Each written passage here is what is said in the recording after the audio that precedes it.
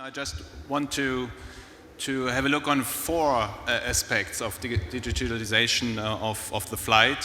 First of all, we are often talking about the pull factor, what makes people leaving their country, their home, when it comes to the country of destination where they want to, where they want to go to, what do they expect. And what we have learned last year in Europe, well, actually we have had refugees, migrants coming over months already, if not over years, from Syria and other countries. But in the late summer, there was a own dynamic.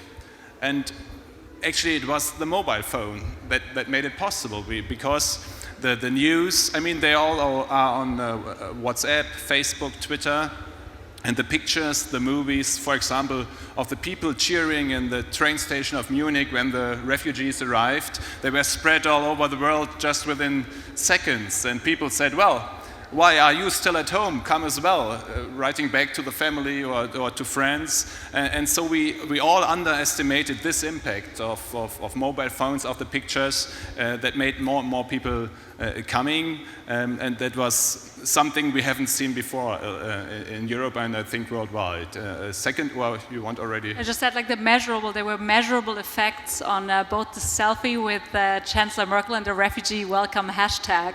So we modeled out some of the routes actually they take and how long it takes to take those routes, including the wind speed and the weather conditions. And there were actually measurable effects when some of that peaked in social media to actually when people arrived at our major train station, like 2, 3, 4 weeks later, depending on where they actually came from. So fascinating to see. Yeah. It was pictures, but by the way, it was rumors as well.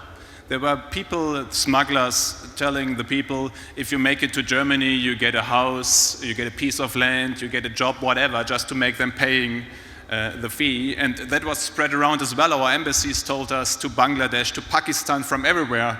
People started to make it to Germany, to the middle of Europe, because they were, and that was spread around via the mobile phone. They expected something actually that for many we couldn't deliver. We have disappointment as well, meanwhile, of people arriving. Second aspect is actually the mobile phone, the cell phone.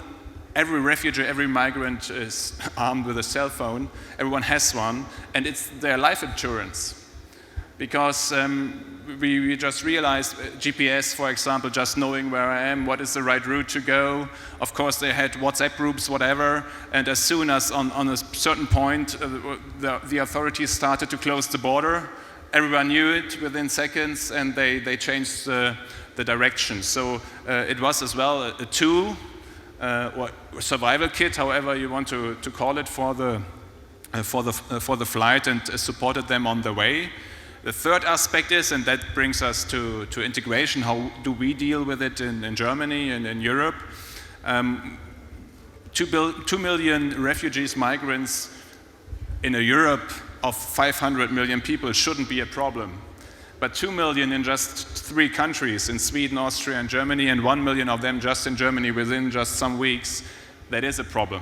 Especially when it comes to first of all, registration and getting the identity. Meanwhile, we start to build up a digitalized way to do it as well, between the different levels of authorities.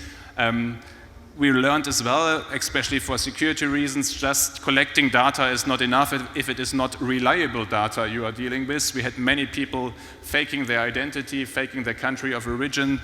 Some of them had several registrations, so we started to take biometric data, and that was all developed just within weeks or months, and we are still developing it. So we had a kind of disruption for our administration as well, that had to deal with something unseen and try to, first of all, to register. Second thing is integration.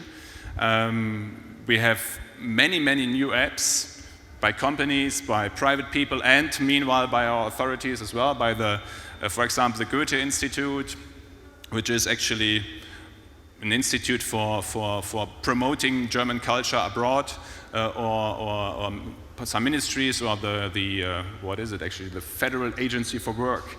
They made an app together, Uncommon Arrival, which is in Farsi, Arabic, German, English, other languages, just teaching German, for example. There are language courses integrated in the app, explaining the asylum procedure, just knowing what to do, what is happening, giving advice on, well, how life in Germany is, cultural, why are people dressing like they dress, that having a party is something different in Germany perhaps than it is in Afghanistan.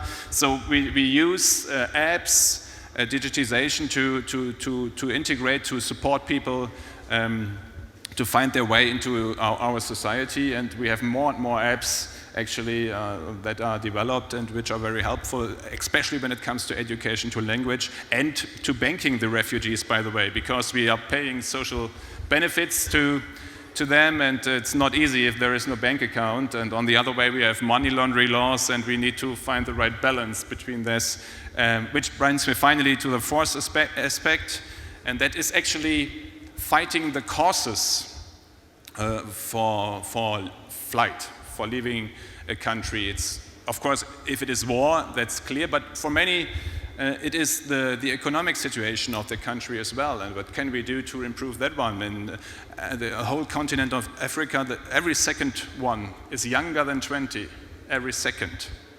And if we don't give them a perspective back at home, that it gets better step by step, this is only the beginning.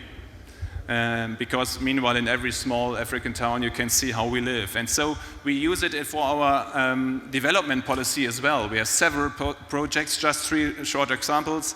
For example, in Ghana, we have developed or have supported the development of a micro insurance for small farmers against drought. Or in Sierra Leone, we help small farmers through digitization to become part of the value creation chain for the cacao production. So there are several ways worldwide. Bangladesh, when it comes, or Faizabad, even in Afghanistan, we support hospital and medical treatment with via mobiles, because everyone has a mobile. And that is a good way. We learn it step by step to use digitization in your development policy, in the aid you give. And that brings me to my new favorite issue, actually. I'm trying to get more and more into it, which is banking the unbanked. There are 2 million worldwide that have no access to any bank account, to any financial services. And just to leave the bank branches and just go immediately to digital money or to digital bank accounts is a good way just to promote economic growth, because then you are able to give microcredits, for example, to support payments, to start small companies. And this is a very important project we want to support in our G20 presidency we have next year as well. So push factors are digitalized, the tool for doing so, and tools for integrating as well, and that the whole flight has changed, was disrupted as so many things in life. Super. Thank you, Jens, for that input. Maybe we want to pair that with the US perspective now on migration, refugees. So like you've seen less, probably like in the last year or two at least, for sure. B, you're seeing very different segments, right? So maybe you can ground us a little bit also on the facts on like what the core of your migration issues are and what your view is on the issue and potential solutions. Yeah. It's really great to be here, and it's great to have this be such a topic of conversation. The perspective that I'm bringing to the panel is from the Office of Science and Technology Policy at the White House. Our job is to advise the president and his team on how to harness the power of innovation, technology, and data on behalf of the American people. And so with that as like our mission statement, the way in which we do that is by bringing more folks to the table, and especially adding the tech perspective usually as a seat at the table in policy discussions.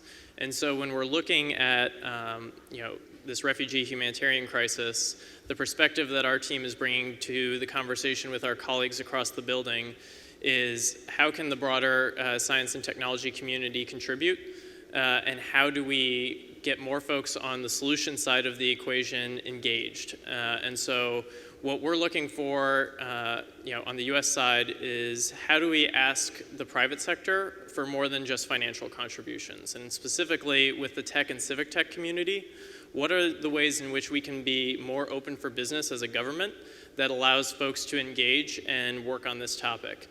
And so you can think of this in like a couple of different buckets, but in terms of direct contribution and direct engagement, companies in the sharing economy, how do we make it so that the rules and regulations and the environment in which we operate is more conducive to you helping out with refugees entering the US? The other things to think about are how do we leverage the fact that there are many great US companies that also have international operations? So what can we do within our borders that allows for trying out something and then scaling it internationally? So we want to be good partners in that relationship as well. And then the final thing, the third point that we're really focused on is what are the roadblocks to implementing a good idea? And so as folks come to us from the tech and civic tech sector, if there are certain frameworks or policies or regulations on the US side that's preventing a good idea from advancing or could be accelerated faster by having the support of the US government, what are the things that we can do right now to work towards that? So it's a little bit of a broad engagement, but we're trying to like use, especially appreciating the urgency of the matter. How do we leverage our great private sector partners to do even more than they're already doing now and contribute to that conversation so that way we have both civil society, government, the tech community and NGOs at the same table discussing ways that we can scale ideas we all believe in. So I'll pause there and just save the rest for some discussion, but that's kind of the framework that we're looking at right now from our team. Fantastic, thank you, Matt. And that was actually a perfect lead over to Thomas, who sits one over, who is the private sector and the tech community in one person, trying to be helpful to the crisis in particular right now in Berlin, but also globally. So welcome to the panel, looking forward to your perspective. Thanks. I'm Thomas, I'm a founder of Babbel, and we're a language learning app. So we started 8 years ago when actually my co-founders wanted to learn Spanish, and we were really shocked that online there was nothing there to actually do so. So we were looking to build a product that everyday people could actually use to learn a language. Turns out we could. In the last 5 years, we've been growing exponentially. We have more than 1 million paying subscribers on the platform right now. We've been named by Fast Company as one of the most innovative companies, #1 in the education category. And when the whole crisis really started last year, we got so many inquiries, both from outside of the company, but as well from inside of the company, saying, hey, there is that refugee crisis, we were getting there, what can we do about all of that? And I think one of the good things about the private sector and being an entrepreneur is actually that you can just start doing things, trying things out. So we did that quite silently, helped out with language courses, because that's our home turf, what we do, and that's what we are good at. And we handed out all those codes, and then we figured out just handing out free product is not going to do it. It's a nice first step. So we started to work together with a couple of NGOs, with a couple of cities. The state of Berlin is one of the larger ones, where we actually then sent our own people from the company to actually be part of the registration process.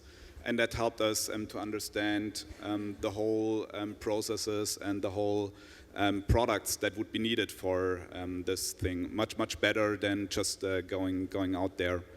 And if we look into the dimension of the issue at hand, I think I've heard the number 2 million. It's if all of them need to be integrated, or we want them to be integrated into society, I think it's important for them to speak a language. But where actually are you going to get like 2 million language classes in physical form? That's just not possible. So I think that's the role that technology can play as well, is getting access to all of these products and technologies. And I think the interesting point is, how do we integrate that into like something more organized, so we can solve some of the bigger challenges in a more coordinated fashion. Fantastic. Thank you as well, Thomas, and thank you for the handover. This is as if we had that planned, which we frankly didn't. We all just met right before going onto stage. So the whole topic of getting this more organized into a more planned fashion is the comment and point I wanted to make in that panel. We've been supporting, so I'm a partner at McKinsey, and I've been leading some of our teams supporting the government for the past 9 months, 10 now, in actually organizing some of that refugee crisis. So literally going in and helping the refugee agency who's actually dealing with all that influx. In Q3 of 2015, more people came in than in the whole year of 2014, for instance. There was 1.2 million people coming into Germany in the year of 2015, and all in so few weeks that really it caused pictures nobody wanted to see. It caused a sentiment from like the very positive refugees welcome to almost a sentiment of being overwhelmed. There was really a moment where we needed a concerted effort and push to actually structure and do things a bit differently.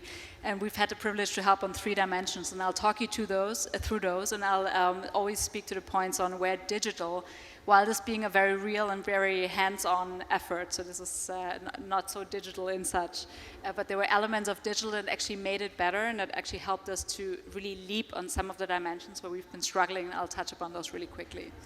So the first one was transparency. So the first one was literally just generating transparency on who is in the country and what's the identity of these people. Jens, you've touched upon it. So integrating fingerprints, any form of like identification, biometric data into the data set that have been collected, and sometimes have been collected 5 times by different authorities who needed to collect that data at a different point of time, but there was no concerted handover, no validation also of who was actually that person in the system.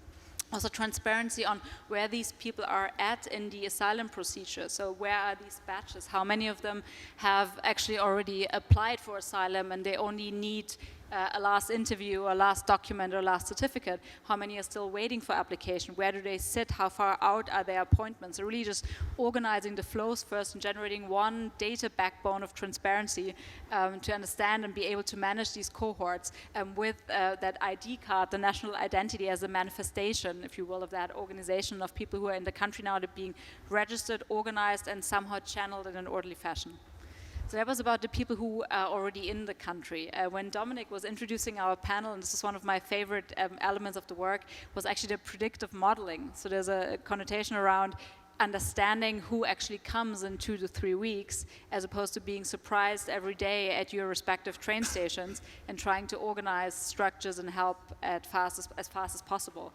So we started collecting really data sources from very far out, so from how many e-readable passports are issued in Egypt each day, in Pakistan, in Afghanistan. With e-readable passport, they get you to Turkey from some of these countries. So really like the number and the predictor was really floating factor 5, factor 10 on some of those countries to actually get that data, to see like how many people are in the outside EU camps, how are these camps actually filling up, how does that relate to the wind speeds we were measuring each day on the Aegean Sea to really see like what are the routes that are likely going to be taken and what are the trajectories, how long will it take for people to come, to how many SIM cards, so prepaid SIM cards are sold in Macedonia. So you could really see like spikes in there in terms of volumes of people. So very interesting stuff to actually model backwards in terms of how and when are we seeing like what types of flow. It wasn't precisely right, but it was right enough to actually help us getting organized a bit better in the patches. So that was one of the transparency.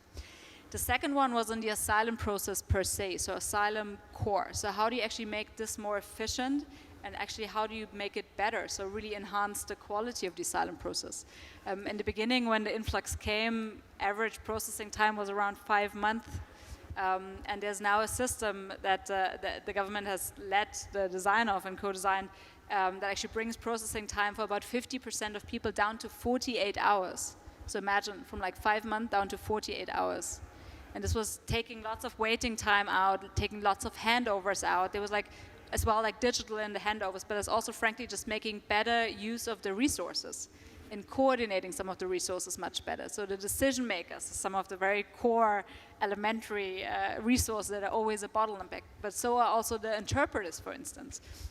So introducing Skype interpretation, so video, just the use of video and interpretation for the interpreters that increase productivity by a factor 4 to 5 of the existing pool of interpreters. So like we still need to hire more interpreters for some of the languages that are short, But just by increasing the efficiency and the utilization of that scarce resource and being clear of where the resource is, why it's scarce and how it can be best put to use without actually sending them halfway through the country and without them having actually one appointment that's being cancelled, and therefore this guy having traveled who speaks Farsi, have traveled from one region to the other for that one appointment, just doesn't happen anymore with a way of actually organizing that in a digital fashion. So to make just a whole pool that sits in Germany, and it's a very large pool actually. The Migration Board has the largest pool of certified interpreters in the country. To actually use that pool much better was also a use of digital that we found like fascinating and very helpful in the process that helped reduce the speed. And last but not least, on quality, we saw something this morning which sparked my interest on the the bots versus apps session, the guy with Josh in the morning who invented the legal advisor roboter. So we are working on something similar in terms of decision trees for just making decisions in the asylum process better, also through like large-scale logic. So we're looking at the cases, and depending on where you come from, so some cases in Afghanistan, if you go into one center in one region, you have an acceptance quota of 80%, and with the very same case, if you went to another region, you would get maybe an acceptance quota of 10 to 20%, so your status of asylum being granted. Because a very personal decision, it's a very individual interview, it's lots based on experience. It shouldn't be though as much, because basically it's interpreting the law. It's interpreting the law according like to the standards and the stories. You can almost derive a logic tree going through and like at least as an aid. So in the end, the decision will be still made by the decision maker, but the aid for the decision maker to actually get there and to come to a just fairer decision with the same set of questions answered. Something also we do digitally aided, which we thought is something that's very innovative and that's at least helping for an institution that also has scaled very fast. And then last but not least, third topic after the asylum process is then integration, which is my favorite topic. I think this is a case of opportunity. I think it's 70–80% of immigrants coming into Germany, into Europe in general, are under 35. Under 35. I mean, we're an aging continent. Depending on what you believe in terms of productivity gains and productivity aspirations for the German economy, we think we're lacking between 5 and 6 million skilled workers in 2025. So right now, like we've had like this young batch of people coming in, they're almost all under 35. Now they're coming from very different educational attainment levels, so it's really about upskilling them now, upskilling them fast, and upskilling them also in a modular way, because not everybody, depending on like what their educational background is likely going to go all the way through high school and go in our dual education system on a very high level skilled position in our labor market. So we need to be very decisive and probably also clear on like what the role of digital and education and also in labor market matching is to actually confront that challenge and do that quickly, because likely out of the 1.2 million that came with current protection quotas, probably 600,000 to 700,000 are going to stay. So these 600,000 to 700,000 will need an opportunity tomorrow and not the week after, be it education, be it training, be it employment. And this is what we're going to discuss as well on this panel, some of the challenges and the opportunities, how digital can actually help on that. Thank you.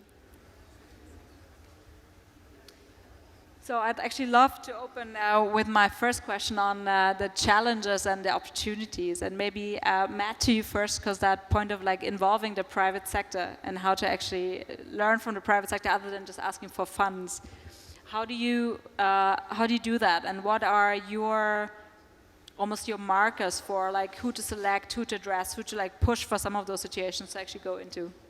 Sure, and I think maybe by way of example, on your last point in terms of upskilling and how are we training folks for the workforce, there's an example of a program that the Obama administration stood up over the last year called Tech Hire, which exists within the US as a way to upskill workers into the tech industry. And so this is an example where we have a lack of supply and a huge amount of demand, not for the large Silicon Valley companies that don't have a problem getting technical talent, but for maybe smaller companies that are on Main Street that maybe are a dentist or a business that's not necessarily tech focused as their main line of business, but still has technical needs, it's increasingly harder for those folks to hire.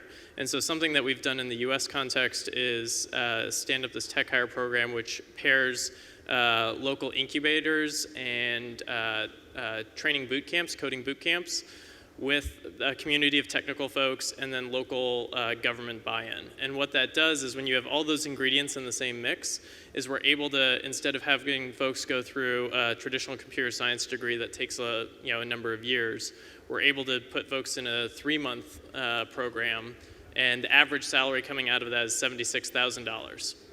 And so it's a huge step above the income that folks were making before they entered those programs. And so something that, and that's entirely being run outside of government, but is just incentivized by the fact that we're pairing people, encouraging these programs and using the platform of the federal government to convene people and to provide a bully pulpit and a way of amplifying the message that this is working and sharing of best practices across different state lines within the US.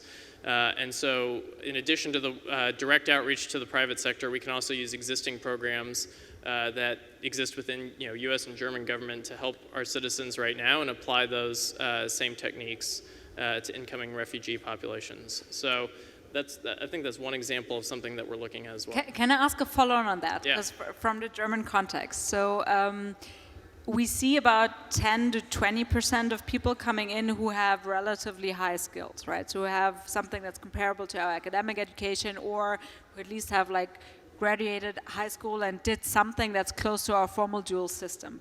So how do you see that skill gap at first in your refugee population? Because we see it and we wonder, how do we bridge it? Because getting somebody into an intense 3-month coding program for a $76,000 a year coding career afterwards, a tech career, is probably for still the select few, right? So like the batch we're seeing is far away from that aspiration. So how do you select, what do you do for the masses?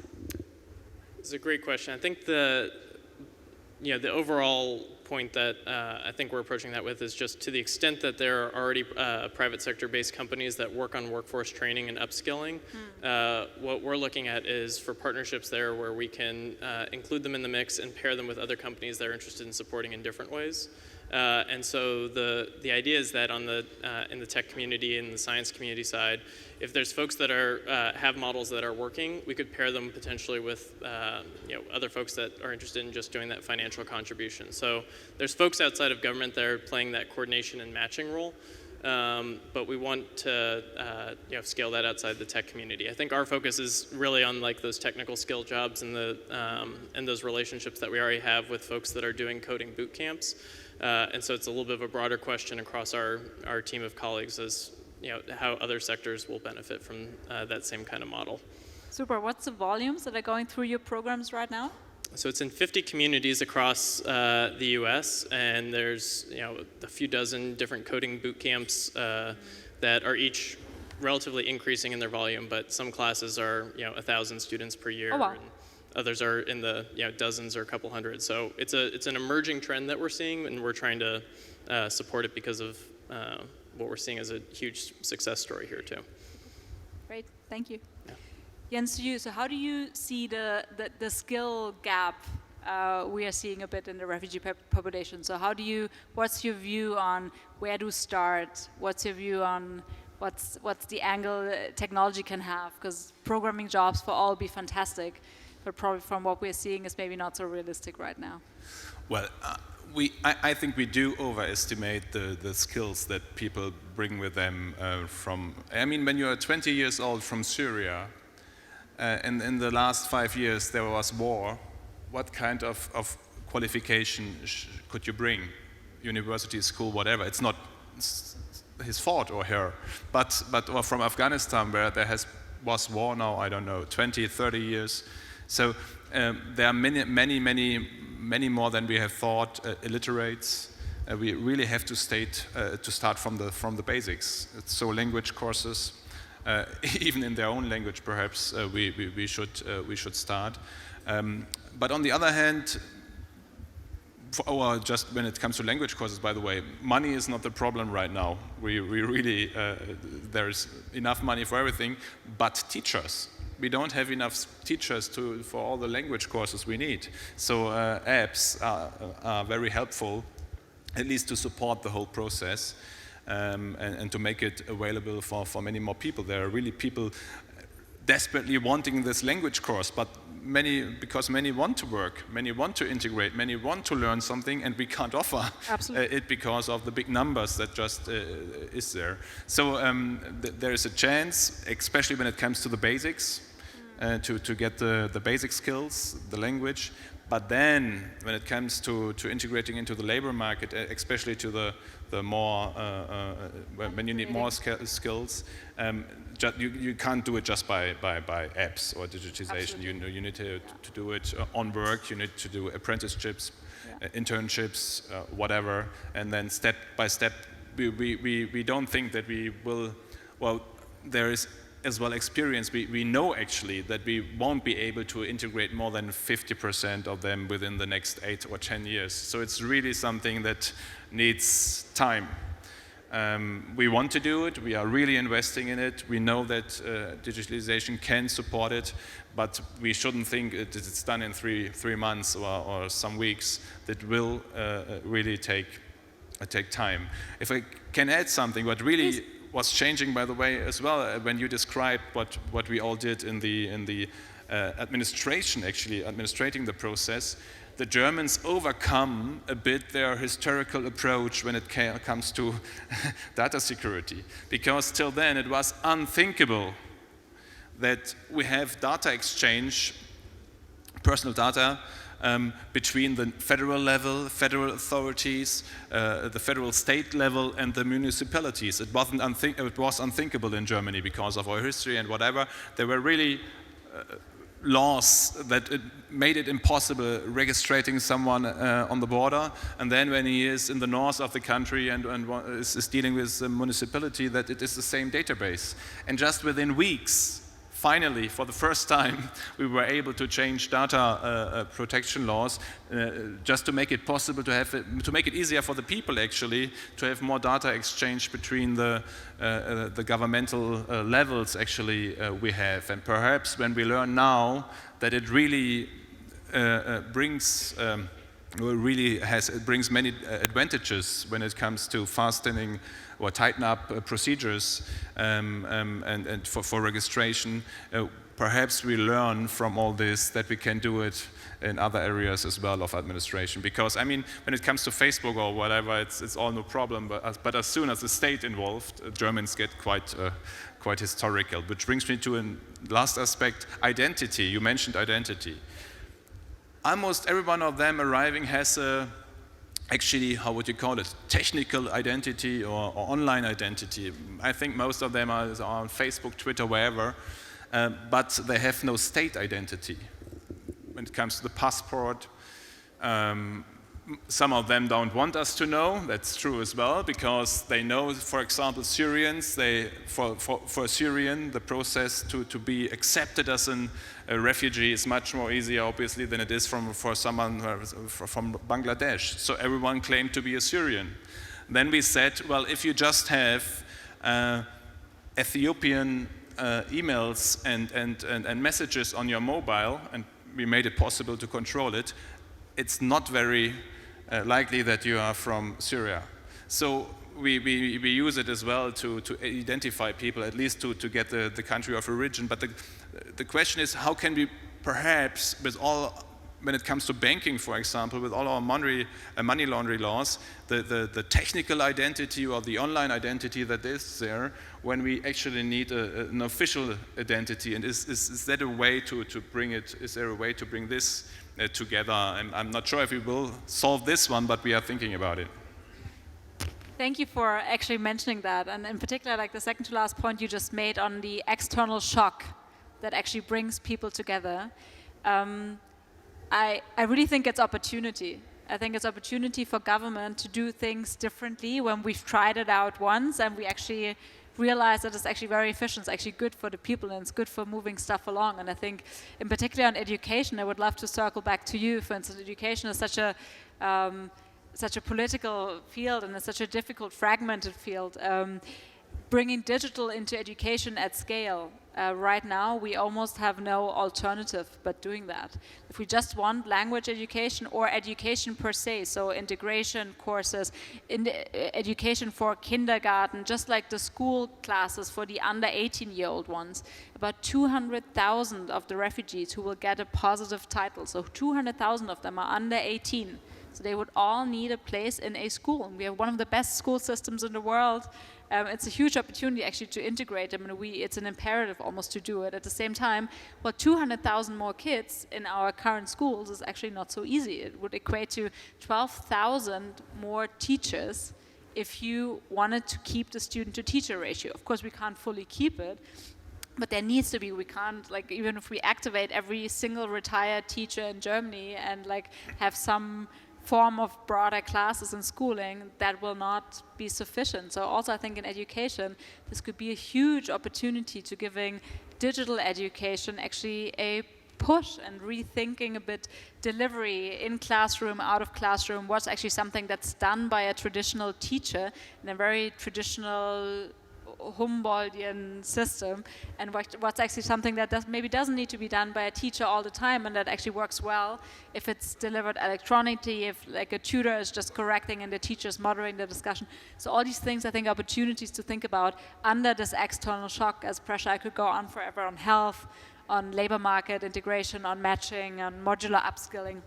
So I think all of that is a shock now. We need to react swiftly. At the same time, I think it's tremendous opportunity for some very efficient and I think much needed changes in the way we govern ourselves, I think.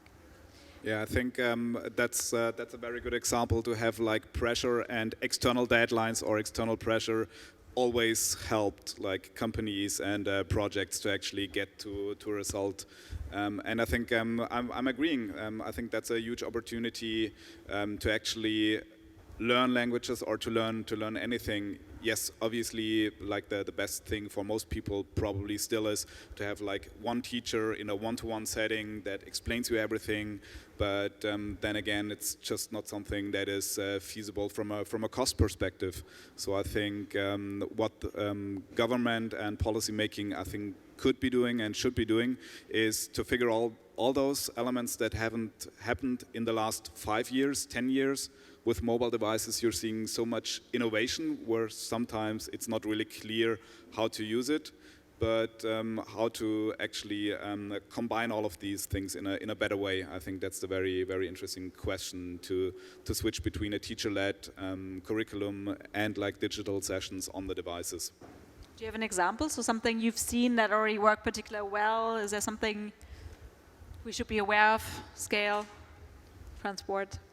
So I think in the sector of universities, with a closer relation to the actual job market, I think we've seen quite some good examples like the code academies, the code schoolings, where it's really focused on direct applicable skills, where it's probably much better than my university degree was to actually get me to implement the language.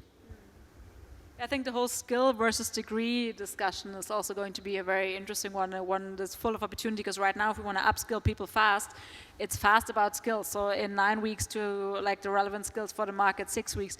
Also again, very closely aligned with the employers, right? So not so much at the discretion of the educational institutions who award the degrees and define the curriculum, but in very close interlinkage with the employers to actually get people into the labor market integrated quickly. So I think that's also a dimension that's probably not as touched upon right now as curriculums are structured, and that might be actually an opportunity for this going forward. Great. So Matt, what's your favorite? I want to close this off with, we have like 2 more minutes. I want to close this off with favorite. So what's your single best solution you've seen? What's the most promising you would like us to take note and maybe take home to Europe? Yeah, I think the example that I keep coming back to isn't maybe like the most exciting or necessarily most impactful, but is maybe an indicator of how government could start changing a little bit to be more receptive to innovation that's happening maybe faster than we can act.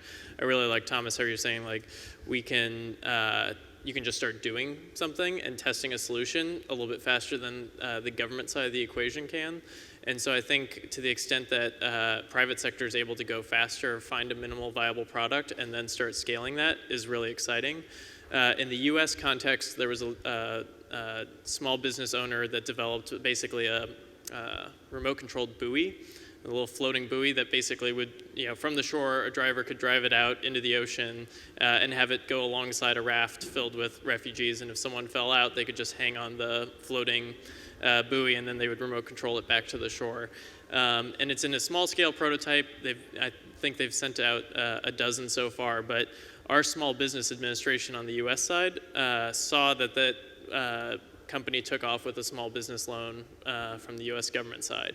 And so it's interesting to look at even domestic agencies that have a pulse on what's happening in the tech sector through either patents that are being submitted or applications for small business loans.